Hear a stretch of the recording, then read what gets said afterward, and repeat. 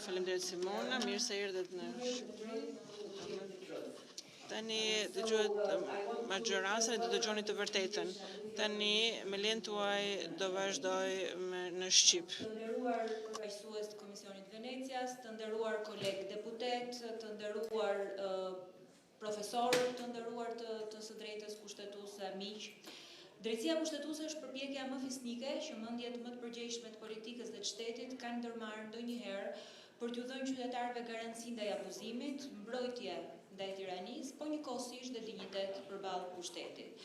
Në thelb, ajo është ideja se askush nuk është mbi ligjin, as shumica, as pushteti.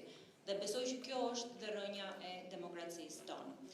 Në çdo shtet modern, kushtetuta është akti më i lartë juridik dhe mbi këtë themel ngrihet një ekuilibër shumë delikat midis vullnetit politik të shumicës dhe kontrollit juridik të kushtetutës.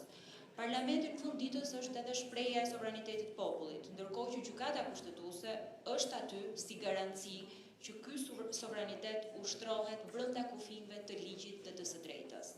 Parlamenti prodhon ligje, ndërkohë që gjykata kushtetuese garanton që ato ligje janë të përputhshme me parimet e kushtetutës. Ky kontroll nuk është një akt politik dhe nuk ka pse të jetë një akt politik, por është një akt garantues dhe është një mburojë e lirisë kundër arbitraritetit. Kur gjykata e shpall një ligj antikushtetues, ajo nuk e sfidon sovranitetin e parlamentit, po i kujton atij se sovraniteti nuk është i pakufizuar. Ashtu siç shpreh dhe doktrina europiane e shtetit të së drejtës, parlamenti është sovran, por kushtetuta është e shenjtë. Ky kontroll juridik është thelbësor për të ruajtur besimin publik. I jep qytetarit garanci se pushteti nuk vepron sipas interesit të çastit, por sipas normës më të lartë të drejtësisë. Drejtësia kushtetuese dhe parlamenti përfaqësojnë ose duhet përfaqësojnë dy shtylla të ndara nga funksioni, për të bashkuara në qëllimin e ruajtjes së shtetit të së drejtës dhe dinjitetit të qytetarëve. Vendimet e gjykatës kushtetuese shpesh udhëzojnë parlamentin se si duhet interpretuar një parim kushtetues, ndërkohë që parlamenti nëpërmjet reformave i jep këtyre vendimeve një sens praktik. Ky është një dialog i shëndetshëm me çdo demokracie, mund të ketë sigurisht një dialog ndërmjet arsyes ligjore dhe vullnetit politik, ku secili pushtet ushtron kompetencën e vet pa e zbehur autoritetin e tjetrit. Në këtë frymë, Komisioni i Venecias ka qenë partneri më i çmuar i demokracisë shqiptare. Një partner që gjatë 35 viteve rrugtim demokratik, por njëkohësisht dhe 30 viteve antarësim në Këshillin e Evropës, ka ndihmuar që të ruhen ekuilibra institucional, ka ndihmuar edhe të forcojë shtetin e së drejtës. Të dy këto institucione, Këshilli i Evropës, Komisioni i Venecias, kanë qenë në mënyrë të përsëritur një ndihmë e madhe dhe shumë e vyer për Shqipërinë. Dhe më lejoni të falenderoj edhe në emër të opozitës për herët e panumërta kur Shqipëria i është drejtuar Komisionit Venecias dhe është ndihmuar që të ruaj balancën e pushteteve, por dhe frymën kushtetuese. Që nga miratimi i kushtetues në vitin 1998 dhe deri tek reforma në drejtësi e vitit 2016, opinioneve të Komisionit Venecias i është dhënë një peshë vendimtare në çdo etapë të ndërtimit të institucioneve. Në momente krize, Komisioni ka qenë një arbitër i paanshëm, një i tretë i besueshëm, që ka ndihmuar në rivendosjen e ekuilibrave kushtetues dhe në mbajtjen gjallë të frymës së dialogut. E vetmja gjë që do bie dakord sot me zotin Balla në fakt është instrumenti i Rule of Law Checklist. Një udhërrëfyes praktik për të matur nivelin e ligjshmërisë, pavarësisë, transparencës dhe respektimit të drejtave të njeriut. Përdorimi i kësaj liste si referues nga kuvendi, nga gjykata kushtetuese, nga institucionet e pavarura, do të siguronte që çdo reformë ligjore e kalon më parë testin e shtetit të së drejtës, përpara se të kalojë testin politik të shumicës. Pa ajo që nuk bie dakord është fakti që ne shohim këtë Rule of Law Checklist vetëm në kaun e institucionet pavarura dhe nuk shohim asnjëherë detyrimet që ka parlamenti, ose kufijt të cilët nuk duhet shkel parlamenti. Përdorimi i kësaj liste sigurisht që është shumë i rëndësishëm, por çfarë ndodh nëse prishet ekuilibri? Gjithë ju kujtohet kur Shqipëria ishte 3 vite pa gjykatë kushtetuese funksionale, në periudhën 2017 deri vitin 2020. Reforma në drejtësi, megjithëse u nis me qëllime të mira dhe me një kontribut shumë të rëndësishëm të Partisë Demokratike, e la vendin 3 vite pa gjykatë kushtetuese. Në atë kohë, Shqipëria ishte një shtet pa arbitër kushtetues. Nuk ekzistonte asnjë organ që të kontrollonte ligjet, vendimet e kuvendit apo aktet e qeverisë. Çdo nismë që prekte balancat e pushtetit mbeti pa testin e kushtetueshmërisë. Si duket fatkeqësisht maxhoranca u mësua pa të. Ky boshllëk nuk ishte teknik, ishte krizë e demokracisë, sepse aty ku mungon gjykata që interpreton kushtetutën, aty mungon edhe institucioni që frenon pushtetin. Në ato vite, disa nga vendimet më të debatueshme të qeverisë, duke përfshirë prishjen e teatrit kombëtar, nuk patën mundësi që të shqyrtohen nga asnjë organ kushtetues. Madje dhe vendimi i vonuar i gjykatës kushtetuese për këtë çështje, për shkak të mungesës së kuorumit që u prek nga dy anëtarët e nderuar, zoti Pavli dhe zoti Dimitrov, nuk arritën dot që t'i japin drejtësi të plotë. Në një sistem demokratik, ky është momenti kur ndarja e pushteteve duhet të funksionojë si një mekanizëm korrigjues, por në Shqipëri ajo mungoi. Në fakt, për mua, si deputete në atë kohë ka qenë troditës fakti kur dëgjoja deklaratat e shumicës politike, më mirë pa gjykatë kushtetuese se me të. Dhe Komisioni i Venecias me drejtë e quajti këtë një situatë unike në historinë e drejtësisë kushtetuese. Sepse kur një vend pranon të jetojë pa gjykatë kushtetuese, rrezikon të jetojë pa demokraci. Mungesa e gjykatës kushtetuese nuk dëmtoi vetëm rendin e brendshëm, po njëkohësisht edhe rrugtimin evropian të Shqipërisë. Në raportin e Komisionit Evropian vitet 2018-2020, ajo u cilësua si një pengesë serioze për funksionimin e shtetit të së drejtës. Ky përjetim institucional na mësoi një të vërtetë themelore. Një shtet pa gjykatë kushtetuese është një orë pa busull. Mund të ecë përkohësisht, por ecën në drejtimin e gabuar.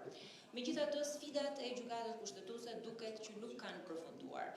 Edhe pas reformës në drejtësi, proceset e emërimit dhe funksionimit të saj u tentuan që të minoheshin nga shumica politike që ndonse i votojnë ndryshimet kushtetuese, më pas refuzoi që të zbatonte ato. Ky besoj që është një sinjal i qartë edhe i mungesës vullnetit politik për një demokraci institucionale funksionale. Nuk është prandaj për t'u habitur që shpesh herë vazhdimisht është tentuar që të zgjerohet ndikimi përtej kufijve kushtetues, nëpërmjet ndërhyrjes në përbërjen dhe proceset e emërimeve në gjykatën kushtetuese. E gjithë kjo tregon një mentalitet politik që mua më vjen keq të them, po nuk i njeh kufijt institucional, edhe një kulturë politike që ka uzurpuar shumë hapësira të cilat deri më dje kanë qenë të pavarura. Mund kuptohet shpesh raste edhe lodhja e Komisionit Venecias që për vite me radhë është dashur që të merret me të njëjtat shmangje nga rruga kushtetuese dhe me të njëjtat pyetje, me të njëjtat çështje, me rekomandime të njëjta për atë që ka qenë e qartë, e shkruar e zeza mbi të bardhë. Por ajo që është më shqetësuese është fakti se ndonse njohësit e mirë të kushtetutës e dinë rrugën e duhur, shpesh herë ne zgjedhim rrugën e forcës, jo atë që duhet. Unë besoj që sot këto javë janë një shembull i qartë edhe i përpjekjeve për të ndikuar mbi përbërjen dhe integritetin e gjykatës kushtetuese. Ndërprerja e mandatit të një anëtari të gjykatës kushtetuese, që deri dje përfaqësonte mendimet e minorancës, për mua është një ndërhyrje në përbërjen e kësaj gjykate. Sa herë që vendimet priten jenë të rëndësishme, nis presioni për ndryshime. Ky instrumentalizim dhe kjo politikë dy standardesh është rreziku më i madh për drejtësinë kushtetuese. Dhe unë besoj që ne duhet të gjithë të kujdesemi që t'i ruajmë shtyllën kurrizore gjykatës kushtetuese. Ndërprerja e mandateve kushtetuese, mos respektimi i hierarkisë institucionale për dekretet e presidentit, apo dhe refuzimi për të zbatuar qartë vendimet e gjykatës janë shembuj të kësaj logjike të rrezikshme. Unë besoj që jemi në një fushë të minuar ku institucionet kushtetuese duhen përdorur për të forcuar shtetin e së drejtës dhe jo për ta dobësuar atë. Dhe kjo është një përpjekje edhe e pandershme, por edhe thellësisht anti-europiane për të shërbyer pushtetit. Demokracia në fund të ditës është ekuilibër. Nuk është vetëm qeveria që vendos, është gjykata që kontrollon, është media që pyet, është parlamenti që kërkon llogari. Kur njëra palë zë gjithë hapësirën, atëherë liria humb. Dhe bashkë me të humb edhe shpresa për një shtet të drejtë. Dhe kjo ka sigurisht edhe kosto të rënda. Fatkeqësisht, me të gjithë reformën në drejtësi, ne kemi parë që parlamenti dhe jo rrallë qeveria kanë refuzuar që të zbatojnë vendimet e gjykatës kushtetuese. Shpesh krizat tona politike kanë qenë produkt i mungesës respekti ndaj vendimeve të saj, e rrjedhimisht edhe ndaj kushtetutës. Çështja e konfliktit interesit të deputetëve në krye të detyrës nuk është e re për gjykatën kushtetuese, as për parlamentin, ashtu siç përmendi falli as për të drejtën europiane. Edhe në vitet e para të reformës në drejtësi, gjykata ka qenë e qartë në interpretimin e saj dhe parlamenti pavarësisht debateve i ka zbatuar vendimet. Mirë po në rastin më të fundit, mua më vjen keq të them që ne kemi përjetuar një tirami të shumicës. Parlamenti ka hedhur në kosh një vendim të qartë të gjykatës kushtetuese për ndërprerjen e mandatit të një deputeti të shumicës, duke u angazhuar në një sër akrobacish, duke konsumuar dhe Komisionin e Venecias dhe duke mos e zbatuar vendimin e qartë, por edhe sugjerimin e qartë të shkruar e zeza mbi të bardhë. Detyra e gjykatës kushtetuese nuk është që të merret me konfliktet tona politike. Ajo ka për mision që të mbrojë 3 vlera themelore: shtetin e të drejtës, demokracinë dhe të drejtat e njeriut. E më lejoni të ndal shumë shkurt te kjo e fundit, të drejtat e njeriut, sepse demokracia në fund ditës nuk është vetëm ndarje pushtetesh, po është mbi të gjitha mbrojtja e njeriut nga pushteti. Dhe pikërisht këtu gjykata kushtetuese ka rolin e saj më të lartë. Pas reformës të vitit 2016, qytetarët fituan të drejtën edhe t'i drejtohen vetë gjykatës kushtetuese, sa herë që janë shkelur liritë dhe drejtat e tyre. Ky është një hap i madh përpara, një reformë që është vendosur drejtësinë nga zyra tek qytetari. Por që kjo reformë të ketë kuptim, gjykata kushtetuese duhet ta përqendrojë punën e saj tek qytetari dhe tek dinjiteti i tij. Dhe ajo duhet të jetë mbrojtëse. Së pari të drejtës së pronës, sepse prona është garancia e lirisë dhe jetës private, si shumë pak vendet bllokut komunist, fatkeqësisht Shqipëria ka trashëguar nga diktatura 2 plagë shumë të thella. E para, një shtet zyrtarisht ateist dhe një ekonomi tërësisht kolektive. Prona është mohuar, liria është zhveshur nga çdo kuptim dhe individi fatkeqësisht është zhveshur edhe nga koncepti i pronësisë. Sot, pas 3 dekadash tranzicion, kjo plagë nuk është shëruar akoma. Shumica aktuale ka tërhequr çështjen e pronave në një pikë shumë të vështirë për t'u kthyer pas dhe ka miratuar një ligj që gjykata kushtetuese e ka shpallur pjesërisht antikushtetues, që kushton shumë rënd qytetarëve, po edhe faturë shtetit financiare. Ky ligj e ka zhvlerësuar pronën çdo ditë më shumë dhe është një hap pas për respektimin e drejtës themelore të qytetarit. Vendimet e Gjykatës Europiane për drejtat e njeriut e kanë rrëzuar këtë qasje dhe në fakt kanë vendosur një standard shumë të rëndësishëm me çështjen e Manushaqe, Puto e të tjerë për pagesat, po njëkohësisht edhe për vlerën që duhet të ketë kompensimi financiar në rastin e drejtës pronës. Sot Shqipëria është një nga vendet e pakta të ish bllokut komunist ku vlera e pronës ulet në 20% nëse ti do ta marrësh të drejtën e pronësisë. Dhe për mua kjo është një shkelje shumë e rëndë e drejtave të njerëzit. Këto nuk janë çështje juridike, as çështje politike. Këto janë themeli moral i çdo republike.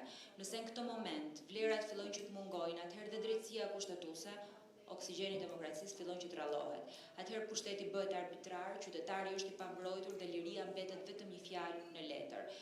Prandaj sot më shumë se kur Shqipëria ka nevojë për një drejtësi kushtetuese të pavarur, me integritet, po njëkohësisht me autoritet moral dhe institucional, që ta detyrojë çdo pushtet që t'i nënshtrohet verdiktit saj pa e keq përdorur për interesa politike. Një drejtësi kushtetuese e fortë është aleati më i mirë i qytetarëve shqiptar dhe i kësaj demokracie ende të brisht fatkeqësisht, po që është në formim e sipër. Sepse në fundit vetëm një drejtësi kushtetuese e denj mund të kthejë shqiptarëve besimin e shumë kërkuar tek drejtësia. Kështu që unë besoj që secili prej nesh duhet punojë shumë fort që gjykata kushtetuese të mbetet zëri i qytetarëve, po të mbetet edhe ndërgjegjja e shtetit. Le ta mbrojmë ndarjen e pushteteve si garanci të lirisë dhe le t'i japim drejtësisë kushtetuese rolin që meriton, të mbrojë demokracinë